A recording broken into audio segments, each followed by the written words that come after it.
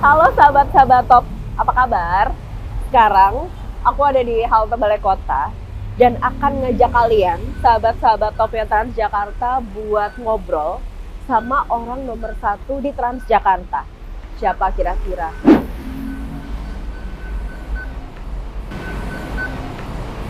Lagi ngapain nih?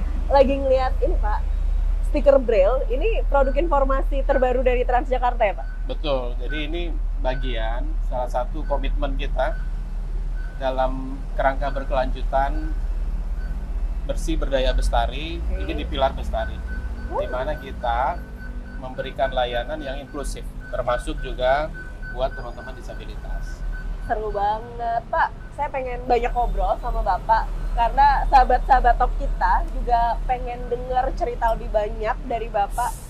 Boleh nggak Bapak ngasih rekomendasi tempat ngobrol yang oke di dalam? Sahabat-sahabat top Transjakarta, kita sekarang di halte Balai Kota. Ayo kita masuk. Pak Wilfizan, emang setiap hari di tengah kesibukan masih ada waktu untuk keliling Pak? Selalu menyempatkan waktu ya. Kalau misalnya lagi meeting di Balai Kota atau lagi ada meeting di luar kantor, menyempatkan diri untuk bisa mampir di halte yang terdekat. Oke. Dan kebetulan hari ini ada meeting di Balai Kota. Di sela-sela meeting kebetulan sudah selesai, sore mampir. Ya, mampir di halte Balai Kota, kita lihat di belakang ini. Ya. Pas jam-jam Jam pulang kantor. Pas jam sibuk sore, kita lihat aktivitas pelanggan begitu ramai. Sebenarnya apa yang bikin Bapak merasa perlu untuk turun ke lapangan, cek halte, cek bus? Padahal di tim Bapak kan ada banyak sekali orang yang juga melakukan pengecekan itu. Ya, ini buat sahabat-sahabat top Yes. Transjakarta. Tentunya kita sebagai bagian dari Transjakarta harus bisa melihat langsung. Kita harus bisa menjadi customer sehingga kita bisa tahu kelebihan dan area-area improvement apa yang harus kita lakukan sehingga pelanggan bisa dilayani dengan lebih baik. Tentunya kita tidak hanya sekedar memenuhi SPM, tapi lebih jauh dari itu, kita benar-benar harus tahu keinginan pelanggan seperti apa, dan kita bisa mendeliver layanan yang syukur-syukur lebih tinggi dibandingkan apa yang diinginkan oleh pelanggan. Nah ini saya tahu banget, sahabat-sahabat top yang lagi nonton kita pasti pengen tahu sebenarnya tim Bapak di lapangan, kalau Bapak lagi keliling tuh tahu nggak sih lagi dicek sama Bapak? Sebagian pasti tahu ya, Okay. Tapi di beberapa halte yang lain mungkin juga nggak tahu. Kadang di luar hari kerja, di weekend saya juga sering jalan.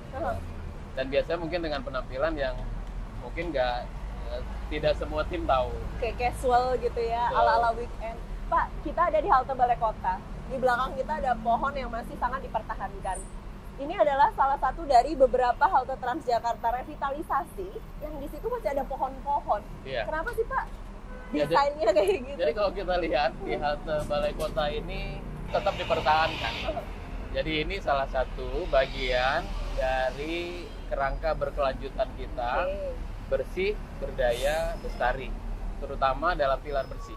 Jadi kita memperhatikan aspek-aspek lingkungan, dan halte ini dibangun dengan memperhatikan aspek lingkungan. Salah satunya adalah pohon-pohon yang ada tetap kita pertahankan, dan juga ini didesain dengan lebih terbuka, ya, sehingga konsumsi energi menjadi lebih sedikit, sirkulasi udaranya juga menjadi lebih bagus, dan di samping itu juga ramah terhadap disabilitas. Jadi itu adalah alasan kenapa desainnya kebanyakan halte revitalisasi itu kayak gini, sahabat-sahabat topnya Transjakarta. Nah Pak, sekarang kan udah mulai musim kampanye gitu ya. Betul. Beberapa waktu lalu ada video di medsos yang beredar di bus Transjakarta tuh ditempelin stiker gitu, terus ada pelanggan yang letek. Sebenarnya regulasi di Transjakarta kayak apa Pak? Kita di Transjakarta harus bersikap netral. Bentar, netral itu maksudnya golput bukan Pak? Oh, tentu tidak. Ya. Oke.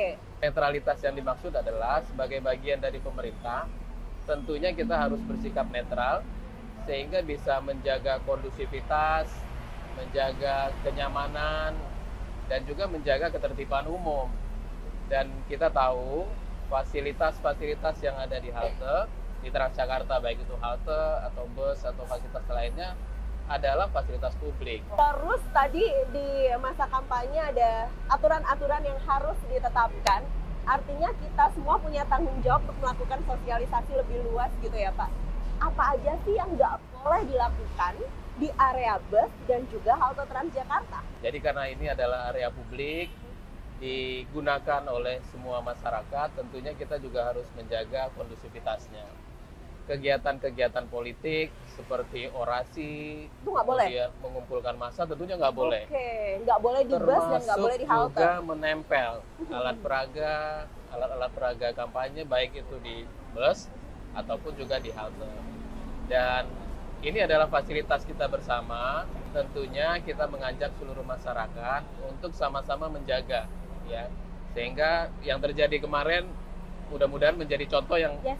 nggak perlu terjadi lagi Betul, ke depannya, ya. Jadi kita juga percaya masyarakat saat ini juga sudah dewasa, ya, tentunya bisa bersikap lebih bijak, menjaga fasilitas publik ini agar tetap netral.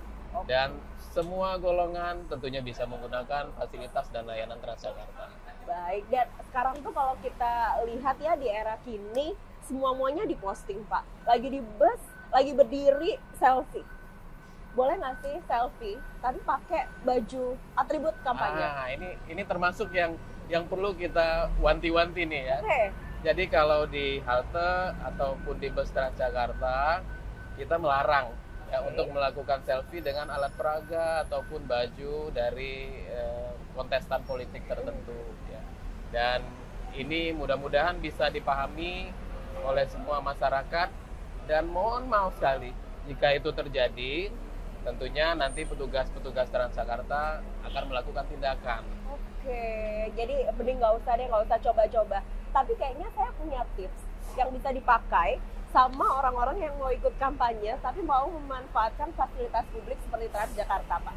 Boleh ya pakai baju atribut kampanye tapi dipakein jaket atau dipakein kemeja gitu, masih oke kan Pak, selama tidak terlihat? Tentunya kita juga harus mendorong tetap menggunakan transportasi publik.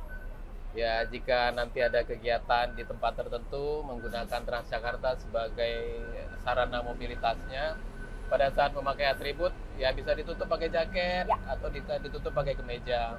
Sehingga kalau dalam satu bus ada beberapa kontestan yang berbeda pun ya tetap semuanya pasti akan kita layani. Iya, dan nggak akan ketahuan juga Nggak ya akan tuh ketahuan. kubu mana aman gitu. Gimana? Misalkan sahabat-sahabat topnya Transjakarta itu gampang banget. Dan mari kita sambut pemilu 2024 yang penuh dengan sukacita gitu.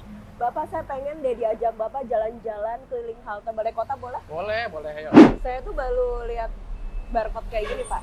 Sebenarnya ini apa? Iya, ya ini memang baru. Jadi ini adalah wadah buat pelanggan Transjakarta untuk bisa bercerita. Oke. Karena kita tahu setiap hari itu ada 1,1 juta perjalanan pelanggan yang dilayani, dan tentunya setiap perjalanan itu ada cerita. Karena di Transjakarta kita ingin setiap perjalanan itu menjadi pengalaman baru, dan pengalaman baru itu bisa ditulis dalam cerita. Dan ini kita berikan wadah buat sahabat-sahabat top Transjakarta untuk bisa menulis cerita di setiap perjalanannya. Seru banget. Hah? Apa? Oh gitu. Jadi kata kameramen saya, Pak, bener nggak sih ini adalah cikal bakal rekaman cerita sahabat yang ada di Instagram Transjakarta? Betul sekali ya. Jadi teman-teman, sahabat-sahabat Pop Transjakarta, tinggal scan QR ini, kemudian nanti tinggal tulis ceritanya. Oke. Dan pastinya setiap orang punya cerita yang unik ya, yang nanti kita akan tayangkan di sosial media Transjakarta. Oke, dan kayaknya saya baru nyadar kalau ada yang berbeda nih Pak. Baju Bapak kok ada bus-busnya ya? Ini didesain khusus apa seperti apa? Saya belum pernah lihat soalnya. Ini juga salah satu produk baru yang dalam beberapa waktu ke depan kita akan launching. Jadi seperti tadi yang kita bahas, kita punya kerangka berkelanjutan yang kita sebut dengan bersih, berdaya, bestari. Dan ini adalah implementasi dari pilar berdaya. Jadi Transjakarta bekerja sama dengan Telusur Kultur, ya. Wow. Meluncurkan produk, co-branding kita, ya, join produk kita dengan Telusur Kultur, ya. Ini merupakan salah satu produsen Lokal brand ya Pak lokal ya? brand yang kekinian. Yes. Dan kalau kita lihat ya Keren. desainnya cukup keren. Iya, Ya iya. ada Transjakarta dan ada beberapa ikon khas Jakarta. Jakarta. Ya. Heeh. Dan tentunya dalam waktu dekat kita akan launching ini, semua sahabat-sahabat top Transjakarta harus memilikinya. Bapak suka makan apa? Saya pemakan semuanya. Oke. Jadi kayaknya kebetulan juga nih dari tadi siang ya, ada beberapa meeting nyambung-nyambung terus juga belum sempat makan. Jadi kalau misalnya Kak Ayu ada rekomendasi tempat makan yang unik di sekitar sini, mungkin boleh kita coba. Boleh, menarik sih karena kita ada di pusat kota Jakarta. Bapak tuh biasanya lebih sering naik bis BRT di jalur atau non BRT kayak kita hari ini? Dua-duanya sih, tapi mungkin lebih sering non BRT ya. Layanan kita yang paling mature itu sebenarnya BRT. Setelah itu non BRT, kemudian baru Mikrotrans. Jadi memang yang perlu sering dilihat itu adalah layanan-layanan yang sifatnya masih baru. Ya, di atas meja kita udah ada minuman dan juga makanan tradisional. Bapak emang suka yang tradisional? Lebih alami ya. Ya, Pak Welfizon, apa sih arti pelanggan buat Bapak? Ya, di Transjakarta ya, sebagai perusahaan servis, tentunya kita harus fokus on customer dan harus selalu melakukan perbaikan atau improvement. Satu hal yang menjadi kunci agar setiap hari kita bisa melakukan perbaikan adalah hadirlah ke kantor atau ke area kerja kita sebagai orang asing. Karena pada saat kita datang sebagai orang asing, maka begitu banyak area of improvement yang bisa kita lakukan. Namun kalau kita datang ya sebagai bagian dari rutinitas, maka kita akan melihat apa yang ada di halte ataupun di kantor ataupun di bus sesuatu yang biasa, sehingga ide-ide improvementnya sulit untuk keluar.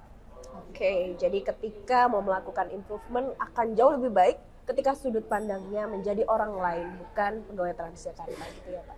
Terima kasih, sangat menginspirasi sekali.